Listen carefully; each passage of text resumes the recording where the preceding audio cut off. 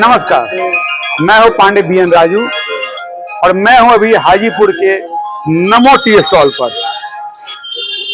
ये tea stall Padma Bhushan स्वर्गीय रामविलास पासवान ने उद्घाटन किया था इसका और खुद यहाँ पर पूर्व में चाय पिए थे। आज पूरे देश में चाय पर चर्चा हो रही है। देश के इस प्रधानमंत्री नरेंद्र मोदी खुद कहते हैं कि उनके जीवन यात्रा चाय से शुरुआत हुई थी। आज मेरे साथ चुनावी चर्चा करने के लिए अलग अलग दलों से लोग जुड़े हुए हैं। स्वर्गीय रामविलास पासवान जी का कहना था कि जिस बगिया में सभी तरह के फूल हो उस बगिया का माली सबसे धनी होता है। आज हाजीपुर के नमो टी स्टॉल पर सभी दलों से लोग चाय पी रहे हैं।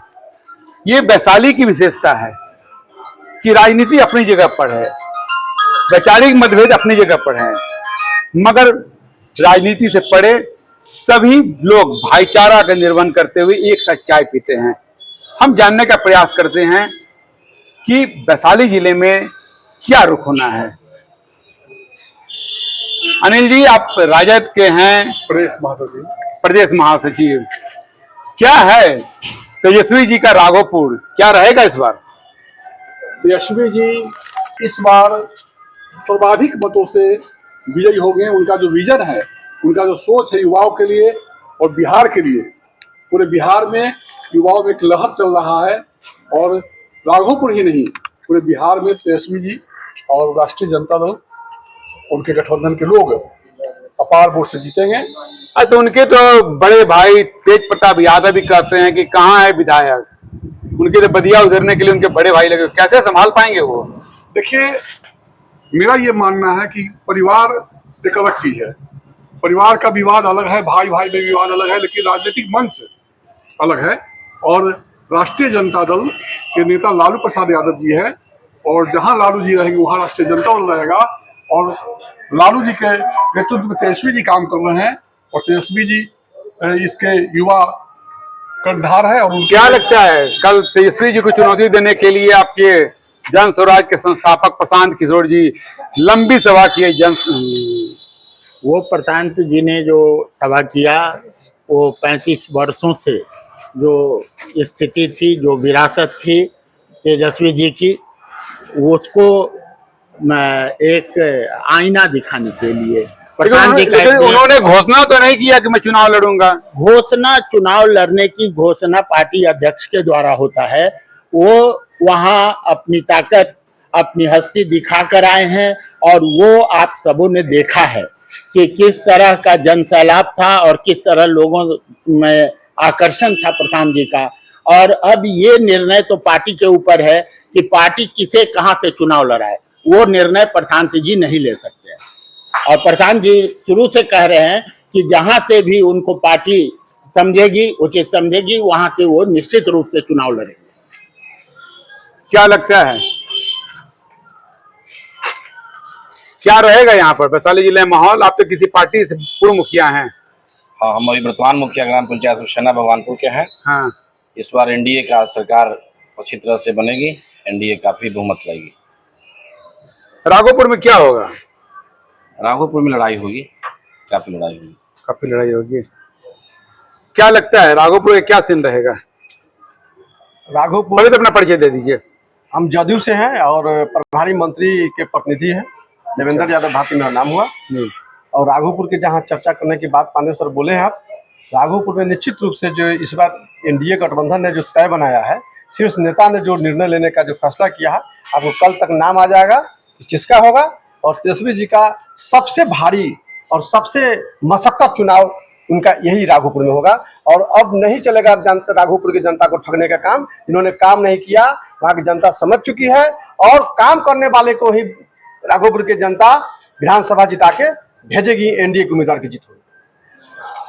मैंने कि तेजस्वी यादव का घेराव एनडीए के द्वारा, प्रशांत किशोर जी के द्वारा किया जा रहा है, क्या लगता है? कुछ नहीं होगा, टन टन रहेगा तेजस्वी जी और युवाओं को सरकार बनाएंगे। और युवा चाहिए, इस पूरा बिहार को युवा सरकार चाहिए। लगता नहीं है कि तेजस्वी जी का जबरदस्त घेराव किया जा रहा है? आप घेरने से कुछ नहीं होगा, युवा लोग का पूरा सहानुभूति है।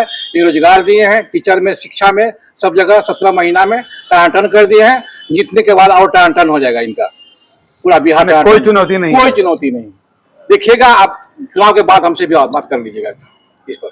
तो लड़ाई होगी कि नहीं होगी तेजस्वी जी की? लड़ाई होगी, ऐसा बात नहीं है कि नहीं है, लेकिन ये बहुत बहुमत से जीतेंगे इस बार, सब रिकॉर्ड तोड़ देंगे। क्या लगता है तेजस्वी जी के जैसा बता रहे हैं कि अधिक वोटों से जीतेंगे, आप किस रूप में देख रहे हैं? पहले अपना नाम परिचय दे दीजिए। मेरा नाम रामानंद गुप्ता हुआ और मैं जन स्वराज का संस्थापक सदस्य हूं। देखिए, जिस पार्टी के नेता का यह सोच हो कि सड़क बन जाएगा, पुल बन जाएगा तो तुम्हारा गांजा का खेती पकड़ा जाएगा, तुम भाग नहीं पाओगे, पुलिस घेर लेगा, उस नेता का क्या हम बात करें। और अब जो जात के नाम पर, पात के नाम पर, धर्म के नाम पर जो चलता था, वो सब दुकानदारी अब बंद होने वाला है। नहीं तो बिहार में तो हर पार्टियां जो हैं वो जात पात की राजनीति करती है, चाहे एनडीए हो या यूपीए हो।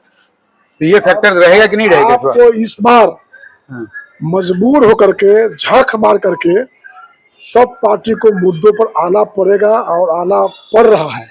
और ये सब हो रहा है जन स्वराज के कारण, प्रशांत किशोर के कारण। आज सुनिए, जो 20 साल से सरकार में है, 15 साल राज किए लालू जी, आज पलायन पर बात कर रहे हैं, कह रहे हैं कि पलायन रोकेंगे। इसका मतलब उन्होंने नहीं रोका। लालू जी आए थे, 26वां नंबर था बिहार। नीतीश कुमार 20 साल रह गए, आज भी 26वें नंबर पर। कब बनेगा ये बिहारी? अपमान का दंश कब तक झेलेगा? कब तक पलायन का दंश झेलेगा? कब तक अपमानित होता रहेगा? क्या है, चौतरफा घेराव हो रहा है तेजस्वी जी का, क्या लगता है? राजनीति में घेराव, चुनाव, ये तो प्रक्रिया है।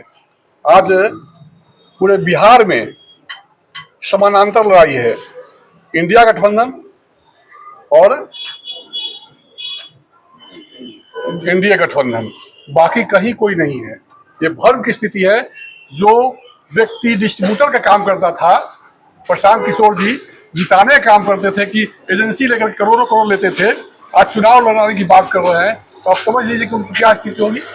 यहाँ सीधा नहीं, अभी बताइए, वैशाली जिले में जन स्वराज फैक्टर है या नहीं?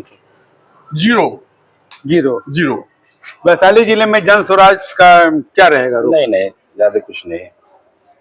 वैशाली जिले में जन स्वराज, देखिए, आदरणीय मुख्यमंत्री जी का यहाँ सीखने का काम प्रशांत किशोर कर रहे हैं। मुख्यमंत्री को चुनौती दे रहे हैं प्लान करने के लिए। कोई फैक्टर प्रशांत किशोर यहाँ वैशाली जिले में प्रशांत किशोर कोई फैक्टर नहीं रहेगा। इनका गांधी मैदान में रिकॉर्ड देखा गया है, अभी तक इतिहास में सबसे ज्यादा कुर्सी खाली रहने वाला जगह इनका रिकॉर्ड बना है। अभी तक, अभी हाल में ही रैली किए थे, उसमें सबसे ज्यादा कुर्सी रहा, आदमी कुछ भी नहीं था।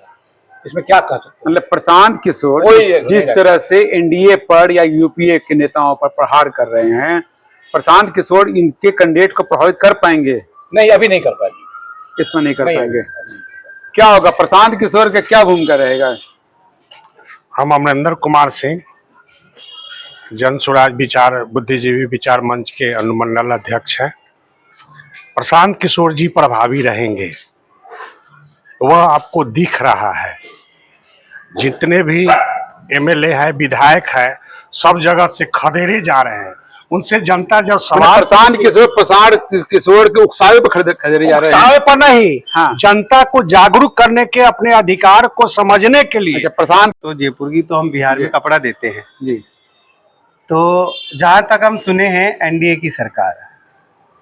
अच्छा, जिसके मुसीब सुने हैं अभी तक, एनडीए की सरकार का बहुमत तेज चल। दूर से बिहार कैसा लगता है? राजस्थान से बिहार कैसा लगता है? बिहार से तो मेरा 20 साल का संपर्क है।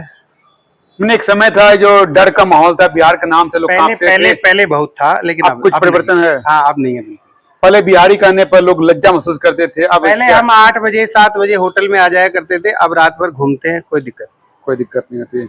अब बिहारी कहलाने गर्व की बात हो रही है क्या? जी। तो ये थे मेरे साथ विभिन्न दलों से जुड़े हुए लोग। कहते हैं कि अपनी डफली अपना राग।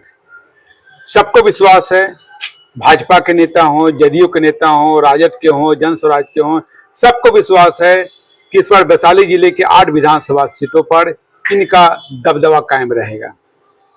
6 नवंबर को वैशाली जिले में चुनाव होना है। जनता का मूड क्या रहेगा, चुनाव परिणाम क्या रहेगा, इसके लिए हमें 14 नवंबर का इंतजार करना पड़ेगा। तब तक आप देखते रहिए राजू टाइम्स।